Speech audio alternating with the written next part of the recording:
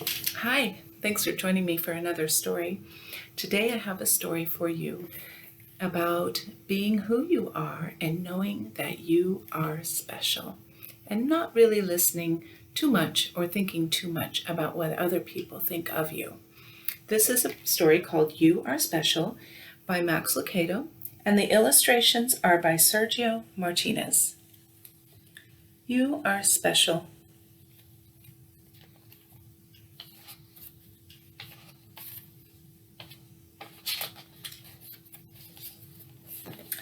The Wemmicks were small wooden people. All of the wooden people were carved by a woodworker named Eli. His workshop sat on a hill overlooking their village. Each Wemmick was different. Some had big noses, others had large eyes. Some were tall and others were short. Some wore hats, others wore coats. But all were made by the same carver, and all lived in the same village.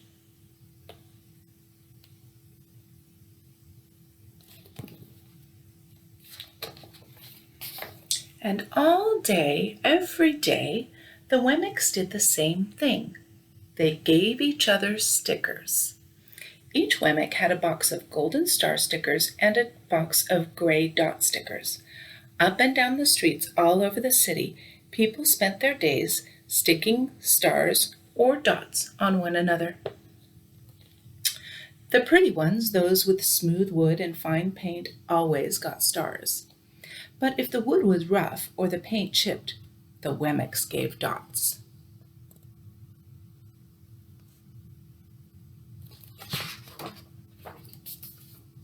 The talented ones got stars too.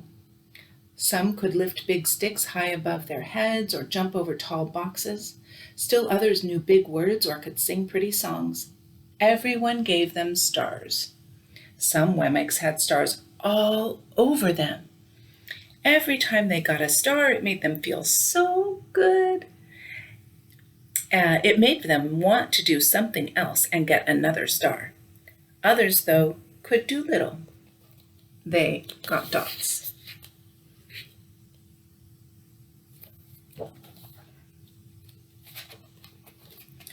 Punchinello was one of these. He tried to jump high like the others, but he always fell. And when he fell, the others would gather around and give him dots. Sometimes when he fell, his wood got scratched, so the people would give him more dots.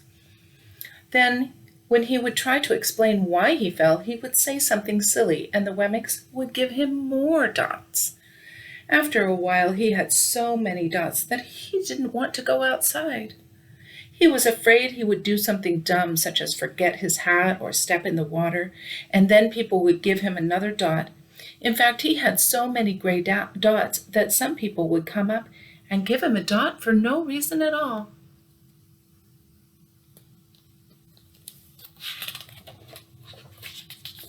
He deserves lots of dots, the wooden people would agree with one another.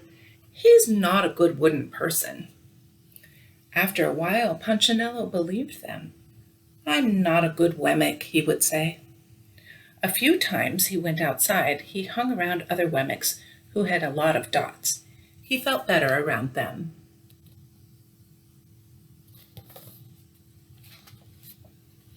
One day, he met a Wemmick who was unlike any he'd ever met. She had no dots or stars. She was just wooden. Her name was Lucia. It wasn't that people didn't try to give her stickers, it's just that the stickers didn't stick. Some of the Wemmicks admired Lucia for having no dots, so they would run up and give her a star, but it would fall off. Others would look down on her for having no stars, so they would give her a dot, but it wouldn't stay either.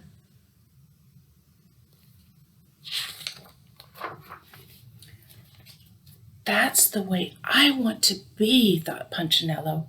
I don't want anyone's marks. So he asked the stickerless Wemmick how she did it.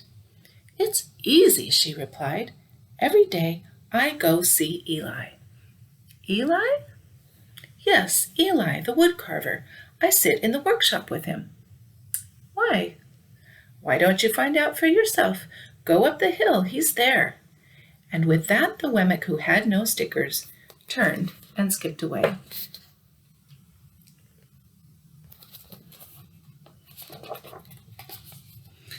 "But will he want to see me?" Punchinello cried out. Lucia didn't hear. So Punchinello went home.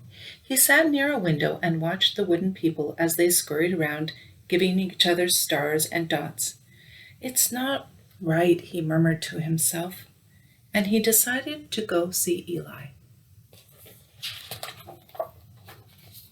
He walked up the narrow path to the top of the hill and stepped into the big shop. His wooden eyes widened at the size of everything. The stool was as tall as he was. He had to stretch on his tiptoes to see the top of the workbench.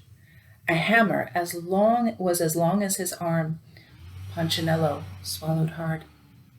"I'm not staying here," and he turned to leave. Then he heard his name. "Punchinello?" The voice was deep and strong. Punchinello stopped. "Punchinello, how good to see you. Come and let me have a look at you." Punchinello turned slowly and looked at the large bearded craftsman. "You know my name?" the little Wemmick asked. "Of course I do. I made you."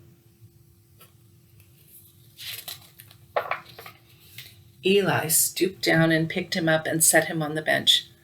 The maker spoke thoughtfully as he looked at the gray dots. "Looks like you've been given some bad marks." "I didn't mean to, Eli. I really tried hard."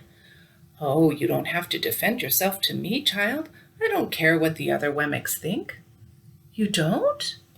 "No, and you shouldn't either. Who are they to give stars or dots? They're Wemmicks just like you. What they think doesn't matter, Punchinello. All that matters is what I think, and I think you are pretty special." Punchinello laughed. "Me special? Why? I can't walk fast. I can't jump. My paint is peeling. Why do I matter to you?" Eli looked at Punchinello, put his hands on those small wooden shoulders, and spoke very slowly. "Because you're mine. That's why you matter to me." Punchinello had never had anyone look at him like this, much less his maker. He didn't know what to say.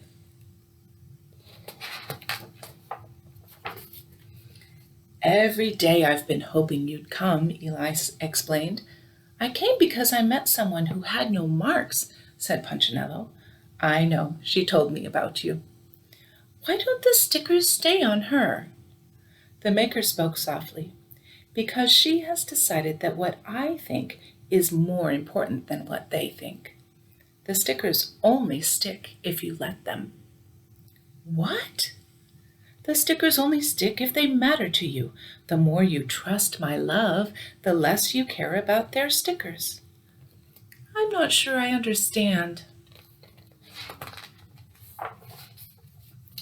Eli smiled. "You will, but it will take time. You've got a lot of marks. For now, just come to see me every day, and let me remind you how much I care."